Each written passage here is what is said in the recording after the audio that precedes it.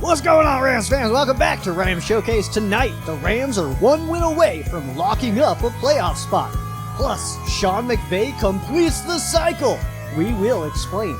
And later, the Rams host the New York Jets. We give a full preview of the game next on Rams Showcase.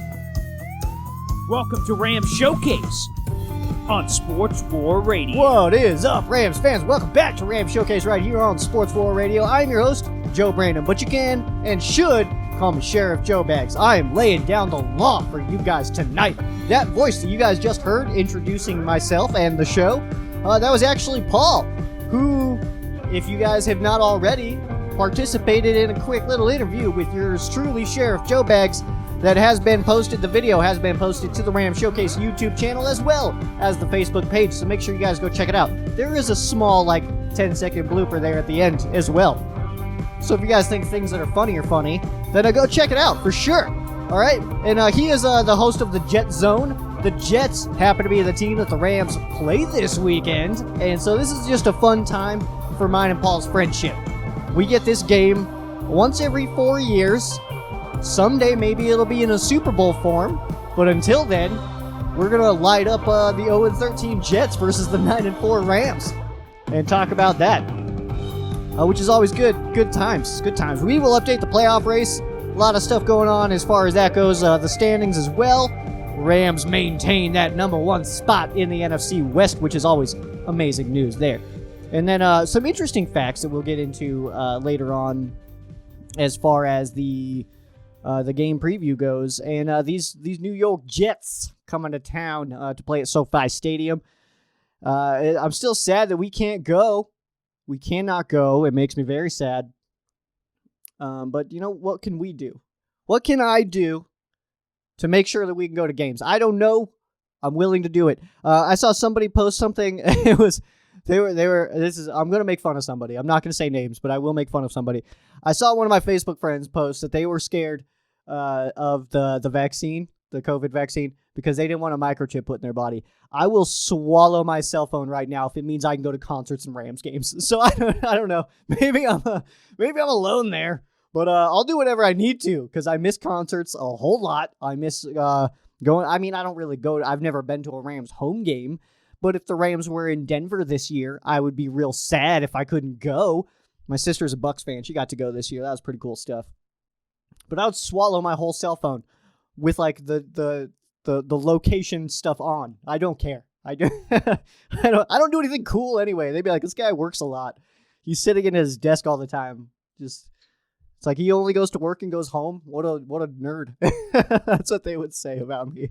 Let's go ahead and talk about some Los Angeles Rams news. All right, this first one here, this is just kind of some cool facts. All right, just some cool stuff that happened. Liam Cohen, he has been named the offensive coordinator of the Kentucky Wildcats football team. Cohen spent the 2018 and 19 seasons as the LA Rams assistant wide receiver coach, and this season has been the assistant quarterbacks coach. So he's been coaching up Jared Goff and quarterback John Wolford as well. Give him hell, Liam. That's really all my message is, man. Just give him hell. The Sean McVay coaching tree now has branches into the college game, and I think that's pretty cool. I realize that he was just an assistant position coach for the Rams, but hey, man, you've got our support. Rams fans, we support you, man. Maybe I'm speaking for myself. I don't think so, though. I don't believe that. In my heart of hearts, I don't believe that. I think that Rams fans are a pretty supportive group overall. We like to spread some love. You know what I mean? We hope our guys do well. There's the few that we don't.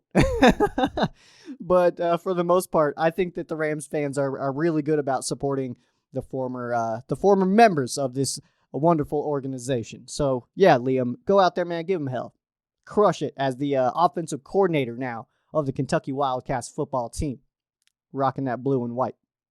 All right, another interesting bit of news. I just saw this one, actually. It's kind of just popped up. There was a video that released that showed Bill Belichick and Sean McVay meeting at midfield after the Rams defeated the Patriots on Thursday Night Football, which was super awesome. I'll be honest, guys. I went into that game with not as much confidence. I was thinking it was going to be a scheme thing, that the Patriots were going to deploy that front that defeated the Rams in the Super Bowl and that the Miami Dolphins did to the Rams earlier this season. That was not the case, and they just played normal football, and I'll take that all day because it worked out for the Rams. 24-3 victory for the LA Rams. I went in with not a lot of confidence, but it worked out really well. And they met at after the game like coaches do. This is a very regular thing that coaches do. They meet at halftime or at midfield. And unless you're Tom Brady and then you just blow people off, but whatevs. So what actually happened, though, is this video came out, and we can tell what Billy B said to Sean McVay. And I've got that quote for you guys here, and I'll read it first as myself, and then I'll read it as Bill Belichick. So, first of all, the quote is, "Great job, you killed us. You had a great game plan. You've got a good team. Good luck." If I were to do a Bill Belichick impression, and what this likely sounded like into Sean McVay's ears, it was probably, "Great job, you killed us. You had a great game plan. You got a good team. Good luck." That's my Bill Belichick. That's all it is. But I thought that was really cool. That was just a cool bit of information. And Bill Belichick, he not a lot of enunciation. You can't really understand. So, Bill Belichick, great coach. Communication, maybe could improve. But hey, what are you gonna do about it? Let's take a look at some standings. All right. So the NFC West, we know that this is the division that the Rams play in. It's a hell of a division, very good at football. Most of these teams that are in this division, they do a good job on the football field usually. So let's take a look at it. The LA Rams sitting at first place, still at 9-4, still 2-2 in the division. They have won their last two. The Seattle Seahawks, they did win last week. They pushed to 9-4 as well, also 2-2 in the division. We'll just clear that out. All these teams are 2-2 in the division. The Arizona Cardinals sitting at third place at 7-6. They did win last week after coming off of a pretty rough stretch where they only won one game in 5. And that one game was the Hail Murray touchdown against the Houston Texans at the end of the game. DeAndre Hopkins doing a great job there. And in last place, you have the San Francisco 49ers, who are now the Arizona 49ers for the rest of the year. I mean, they're not going to make the playoffs. It doesn't really matter where they play their home games. I think they've got like one or two more. I don't know. I don't know their schedule by heart. I do know the Rams, but they have lost their last two, so they are sitting at 5-8. So for the last 5 for each of these teams, the Rams are 4-1 in their last 5. Seattle Seahawks are 3-2, 2-3 for the Cardinals, and then the 49ers 1-4. Unfortunate there that one is against the Rams, and for the Rams being 4-1, that one is against the 49ers. So it's unfortunate there, but what are you going to do about it? The Rams do sit in first place.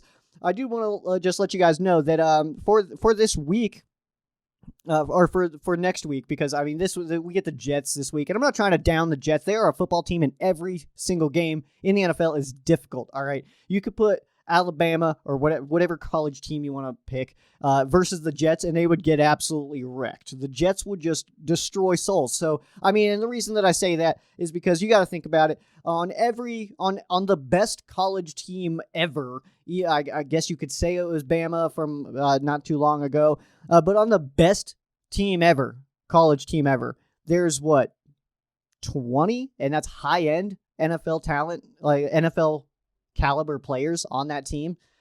Well, when you're in the NFL, all of them are, because they all made it. So they're doing a good job, all right? And these players are, I mean, not the Jets. But the Jets, I mean, obviously would destroy any college team. I don't think that there's really any question in that. But for this week, this game is, I guess we can kind of overlook it a little bit. I know some of you guys sitting there like right now, like, you can't overlook a game. It's the NFL. Relax, first of all, because I can do whatever I want. I don't have to prepare for the game. I don't have to be ready. I can wake up hungover on Sunday. It's not going to impact the game. It's going to be fine. So for this, though, if the Rams do win this week and then also can defeat the Seattle Seahawks in Week 16, the Rams will take the division. There are other scenarios. We'll get it more into those next week because we really only got one cool one for the Rams this week, but we'll talk about that here in a second. So that can happen, but not the 49ers, they cannot do anything, but the Seattle Seahawks, they can clinch only in Week 17. It will take some time unless, yeah, I think it's Week 17 either way. I'm just trying to do like scenarios in my own head. I don't have these written down. I'm just like, I see it a lot and I think about it a lot, and I know the tiebreakers and stuff, and I know a lot of teams' records. I know that's a weird thing, probably, but it is the truth. So I'm not going to lie to you guys. Let's take a look at the NFC playoff race. This thing is getting hot, all right? The Green Bay Packers took over the number 1 seed at 10-3. They play the Carolina Panthers on Saturday. The New Orleans Saints at 10-3 as well got booted out of that number 1 seed. They host the Kansas City Chiefs, so big chance for the 9-4 LA Rams at 9-4. In third place, they are taking on the Jets, so there is a chance that the Rams could bump up. I'd have to look at some other tiebreakers for that one. The Washington football team, I almost did it, guys. I almost did it. 6-7, they sit with the 4 seed. They host the Seattle Seahawks. The Seahawks, of course, are 9-4 at the football team. And then in 6th place, you have the 8-5 Tampa Bay Buccaneers. They are on the road against the Todd Gurley-led Atlanta Falcons, who are 4-9. And the Arizona Cardinals did slip back into the playoff scenario, coming back over the Minnesota Vikings. They are 7-6. They are playing the Philadelphia Eagles, who did help out the Rams a lot last week. They defeated those New Orleans Saints, which bumped up the Rams. Well, at least helped us out a little bit. So, hey, Philly, good looking out. I do want to let you guys know if the Rams are able to defeat the New York Jets on Sunday, which I feel pretty good about. We'll just say it that way. I feel pretty good about that. The Rams do clinch a playoff berth, so the Rams can lock it in and get into the postseason with a dub over the New York Jets on Sunday, which is great stuff. We just recently also learned that this game was even going to be on Sunday. It was looking at like a Saturday game. I'm glad it's not. I like my Saturdays to do whatever the hell I want to. Maybe watch some A&M football if they play ever. But sitting at number 5, man, in Ohio State, chickened out. All right. Stupid Big Ten. We almost had it, man. We almost had it. We almost had that game where we were going to play potentially Ohio State and maybe try to knock into that front 4. Either way, that's completely irrelevant, but I did want to... It's still like, it bothers me. Stupid Big Ten over there, Big Tenning and stuff. All right, and let's see here. The Rams can also clinch the NFC West with a win this week and win against the Seahawks next week. We did already kind of discuss that, but those are your scenarios right now. That's it. That's it right now. We'll talk about more next week. I'm thinking that it's usually week 16 that the scenarios get super busy. Like, super... That's where they're pretty intense. So we'll take a look at it next week as well and kind of break it down a little bit more. I'll even make up a graphic. I'll slap on some 3 different scenarios or something like that. I know I like to do the full screens. It's one of my things that I like, just sitting and just focusing and just doing. This is how you do computer things, apparently. But I like just sitting there and just making the graphics, doing all this stuff. I love editing my video together. None of this is relevant to you guys, but it's my favorite part. I enjoy that. I enjoy sitting and editing more than I enjoy talking about it and actually doing the show. Maybe that's weird. I have no idea. Let's take a look at some transactions. Nothing too bananas for you guys this week. Kicker Austin McGinnis was signed to the active roster on December 10th and then signed back to the practice squad on December 11th, which made me sad. As a Rams fan, we've had some kicking issues this week, or this year, this whole season, we've had some kicking issues. Actually, this week, we did not have some kicking issues. Matt Gay did hit all 4 of his attempts, 35-yard field goal, 3 points after touchdowns. And, so that's fine. That's all good and stuff. But I don't know, man. I guess I'm just not there yet. If Matt Gay's going to be the guy, that's fine. That's fine with me. I don't care what your name is, what the jersey says, or who you are. I just want to see you do the football things that you're to do. And for Matt Gay, that's kick footballs through the uprights, which he's done a good job at. I don't want to bash him too hard. I think I'm having just trust issues. I think I just have kicking trust issues right now. So maybe Matt Gay's doing fine, and maybe I'm overreacting a little bit, which happens. Me overreacting, that's a thing. It happens sometimes. Whatever. So that is your only real transaction, though, is that that Austin McGinnis was up for one day and then he was back down. But this year kind of helped us with the COVID rules. It's kind of like two-way contracts, if you guys are familiar with the NHL. Two-way contracts where you can send guys down, bring them back up, just go back and forth. It's fine. Instead of a one-way where you can only do it one way and then you have to cut them and all that stuff. So that's usually the way that the NFL works. You do usually, when you sign a guy and you want him back on your practice squad, usually you have to waive him, wait for every team to be like, nah, and then you can sign him back onto your practice squad. This year, there is a little bit of a two-way aspect to it where you can just shoot him back down to the practice squad. So that helped us here. Also, I didn't have this written down, but I didn't want to mention that the long snapper that the Rams signed to the practice squad, that was actually explained because Jake McQuaid blatantly, his job's not in jeopardy. That's not something that we're all looking at like if we would be an awesome team if our long snapper was good. That's not a conversation that's happening. Really what happened, though, Sean McVay did explain this, that the long snapper was signed because this year is so wacky that you don't know. And if Jake McQuaid, something were to happen where he was not able to go, the Rams did not have anybody on the team that they felt confident in doing the long snapping. So that's all that move was. Nothing crazy. Jake McQuaid is not in danger in any way, so he's fine. But either way, his job is safe. Let's go ahead. I'm not going to do anything weird with the transition this time. We're gonna move on. We're just gonna fade it in, fade it out. We're gonna move on to our game preview. So the Los Angeles Rams at 9-4 host the New York Jets, who sit at 0-13. Very, very realistic that this is a winless season for the New York Jets. They do play the Rams, Browns, Patriots. That Patriots really does seem to be the game that the Jets might win, and that's the last game of the season. So I feel like the players will be up for that one. And, the Patriots on a little bit of a down year. I mean, we'll see. I guess that'll be an interesting one to see if there's going to be an 0-16 team and where the heck Trevor Lawrence is going to go. I think it's the Jets. I feel real confident in that. So, but this game does kick off on Fox at 1:05 LA time. Kevin Kugler and Brock HUARD are on the call. Los Angeles Rams are favored in this game by 17.5 points. The over-under at 44.5. You guys can do your own math on that one. But either way, I gave Paul, the guy that I had mentioned earlier. I will drop links, by the way, for both of our interviews. I interviewed him. He interviewed me. I'll drop links to both of those in the comment section of the YouTube channel, or the YouTube video, if you guys want to check those out. If you have not already, be sure to do that. I gave him the points on a profile picture bet because I personally took the Rams minus 34.5 this week. And it's only plus 700. How is that only plus 700? I can't even win that much money. 35 points the Rams need to win by, and it's not even like a big win. Whatever. Either way. I started gambling, and it's really fun, guys. I do recommend it. Be careful and do it wisely. I do it in a way where I'm not going to, either way, I'm not going to end the season losing money. I put in some money, and I'm up. I'm up here. I started here. I'm up here.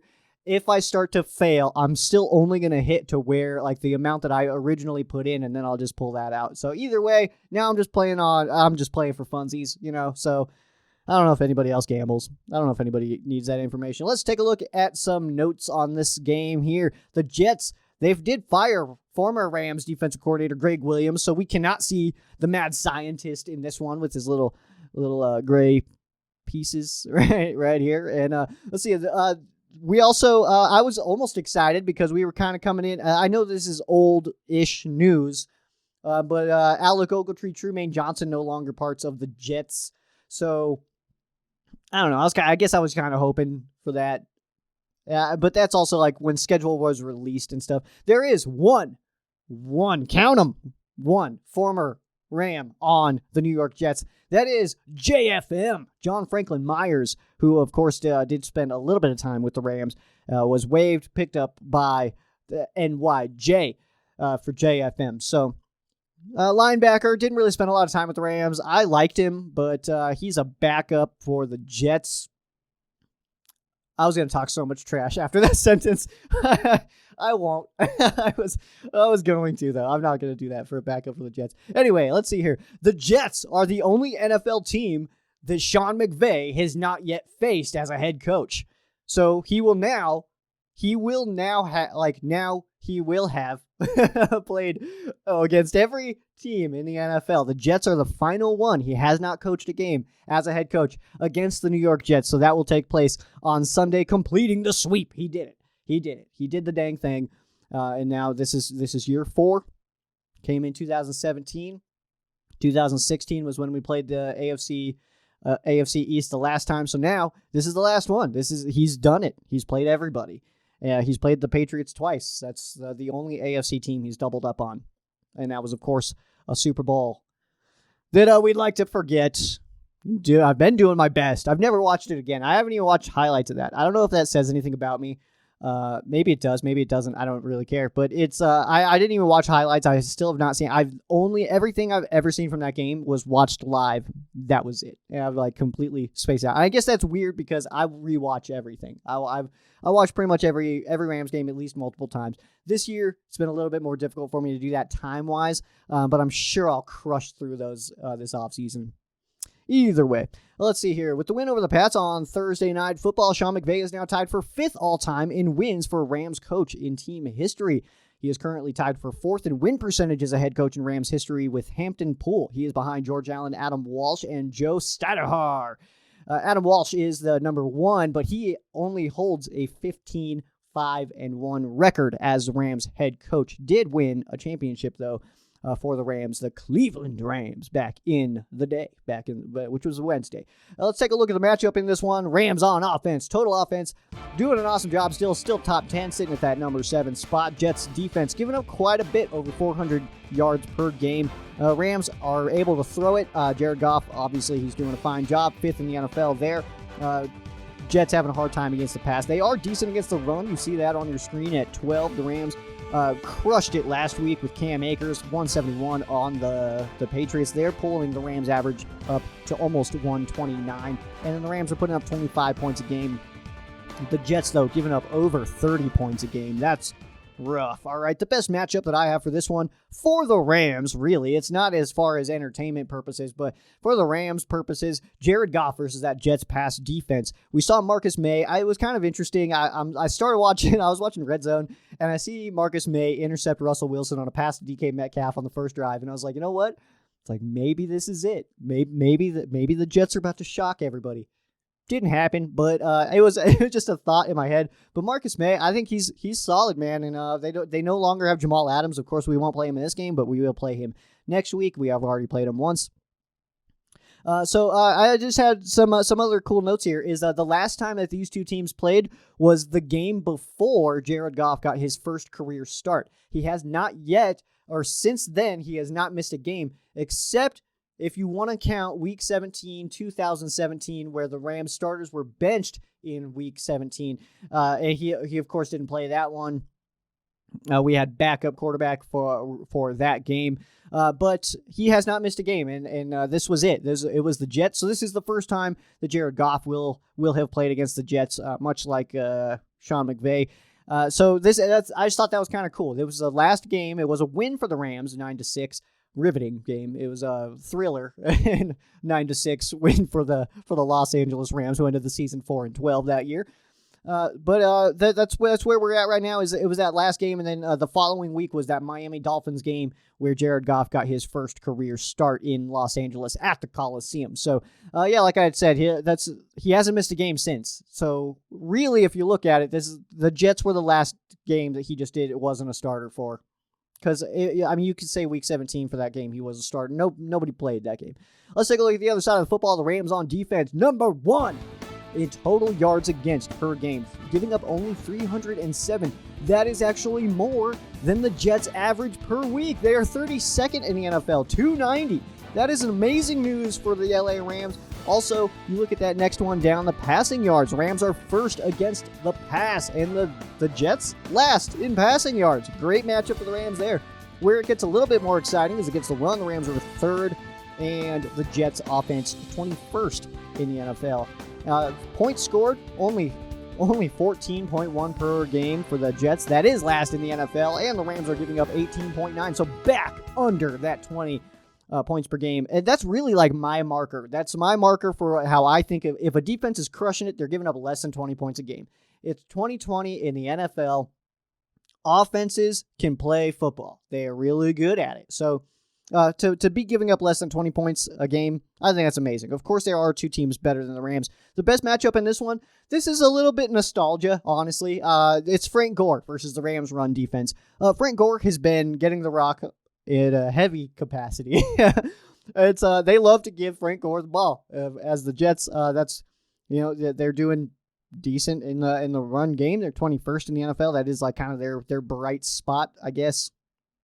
Really, they're decent there. So as far as the offense goes, that is like where they kind of do some things. So I did have some numbers here. This is just kind of some cool stuff here. 13-20 career yards for Frank Gore against the LA Rams, or Rams all time, because Frank Gore's been playing since I was like a baby. I don't know. I'm 29, so whatever. That is the third most against any team. Of course, he does have more against the Arizona Cardinals and Seattle Seahawks, so that's great news. And that 1320, 1,320 yards, that counts for 8% of Frank Gore's career yardage. 15 touchdowns versus the Rams, that is the most. So the Rams have given up more Frank Gore touchdowns than any other team in the NFL. That is 15% of Frank Gore's career touchdowns. It's 15% because he scored 99. So he might get 100 touchdowns this week. And that would make me a little bit disappointed, I guess, because it would be against the Rams, a team that he played so well against for so many years. And Frank Gore is 12-5-1 versus the Rams all time. Speaking of all-time records, the Rams do lead the all-time series against the New York Jets 10-4. The most recent game between these two came on November 13th of 2016. We talked about that a little bit before. That was a dub for the LA Rams, 9-6. It was extreme. That's the only word that I can use to describe that game, to make you guys understand the intensity, the passion, the fire in that game. 9-6 win for the LA Rams. The first ever game between these two came on November 15th of 1970. That was a 31-20 victory for the New York Jets. The Rams did not lose to the Jets between 1986 and 2005, but those are just when the games were, when the Rams defeated the Jets. Really, though, the last loss in this span was in 1983, and then the next loss was in 2008. So really, from 83 to 2008, the Rams did not lose to the Jets. But of course, it's AFC versus NFC, so it's a little flippy-floppy there, where we just don't play them a lot. Well, I'm just going to check here. I'm going to kind of ramble just a minute while I check some comments here, because I want to see if I think I had a fan case. So this is going to play my my podcast because I just need to get into it. But okay, so let's take a look here. I just want to take a quick little glance. Let me see here. Okay, this is not a real legitimate fan queso, but I'm going to talk about it anyway. I've been getting the comment that I should do a little bit of a collaboration with Rams Talk. This is my formal invitation, my formal, I guess, openness, openosity. I'm just going to make up words now. This is my formal, like, welcoming that, hey, man, hey, I don't know your name, Mr. Talk, Mr. Rams Talk.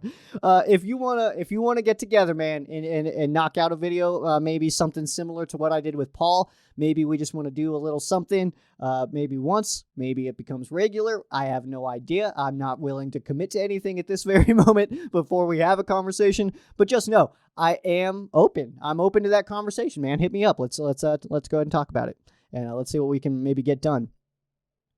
So I did not see any on this video. Let me check the last week's video real fast, because I thought I saw one on here.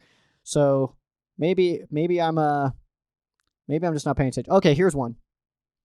From the football fan. I didn't pre-screen this one at all. I'm just gonna read it right now. I just see that it starts with fan queso. So let's go ahead and knock this one out. So you have talked about how much you have loved Malcolm Brown since the Gurley days, and that you have been surprised he hasn't landed with another team. Do you believe that Brown should still be the lead back or secondary for us still? I have always believed in Akers, and I'm glad that McVay is finally showing him some love. Man, 171 yards against the Pats. Sheesh. I love it. All right, so do I think he should still be in the number one guy? No, I think that's Cam Akers. I think that the reason Cam Akers is kind of becoming that guy right now is it's a weird pandemic season, and it just kind of took him a little while to maybe for the coaching staff to be super confident that he could go out there and just crush souls at the running back position. So I think Brown's on his way out. I've been saying that for a little while now. I think this is Brown's last year. There's a couple of Rams that I think I'll be sad to see him go, but I hope they succeed elsewhere. We kind of mentioned that mindset earlier. Josh Reynolds, John Johnson, and Malcolm Brown are three that I don't think return. I wish them all the best. I would love them back as Rams players. If they're not back, I wish them all the best. Malcolm Brown is included in that. But do I think he should be secondary? I don't know if he needs to be at this moment. I think Darrell Henderson and Cam Akers are doing fine.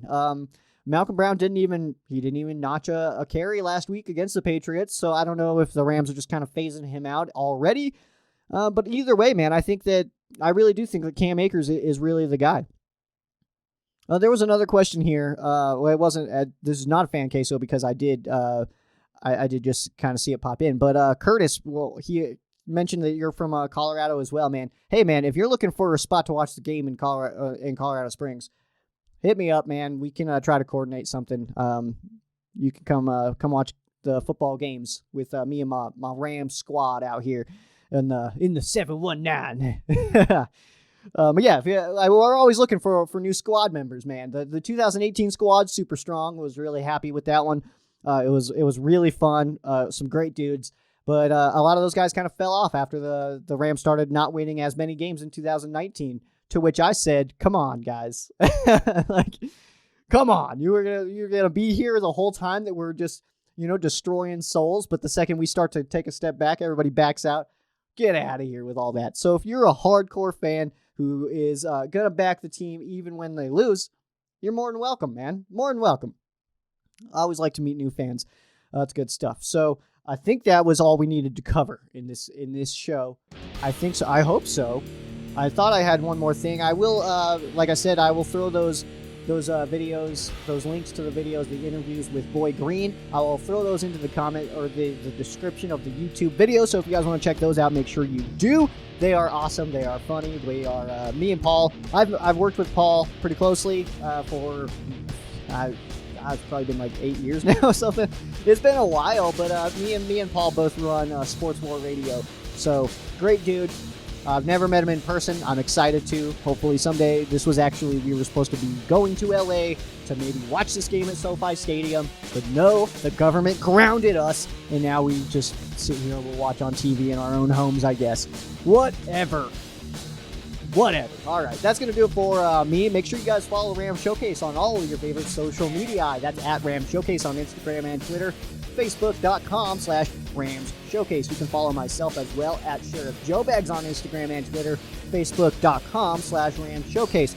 Curtis and Rams Talk, for anybody I told to reach out to me directly, please do that in a message. I don't want to be putting like phone numbers or anything on just an open forum on the YouTube comment section. So Twitter's fine, Facebook's better.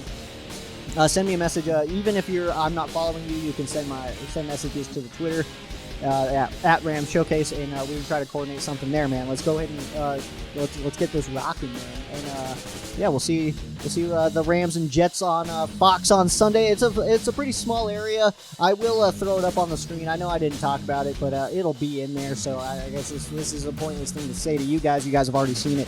But either way, Rams Jets in the yellow zones this week. It's going to be a small area, but hey, it should be some good football, and hopefully the Rams can clinch that postseason spot this weekend, which will be really fun stuff. And then we've talked about Seattle Seahawks and wrap it up against the Arizona Cardinals. We'll see who the Rams' first playoff opponent will be. But that is going to do it for me. I am Sheriff Joe Bags. This has been Rams Showcase on Sports War Radio. For those of you who aren't Rams fans, our thoughts and prayers are with you. For those of you that are Rams fans, thank you guys so much for listening, and you guys have a great night.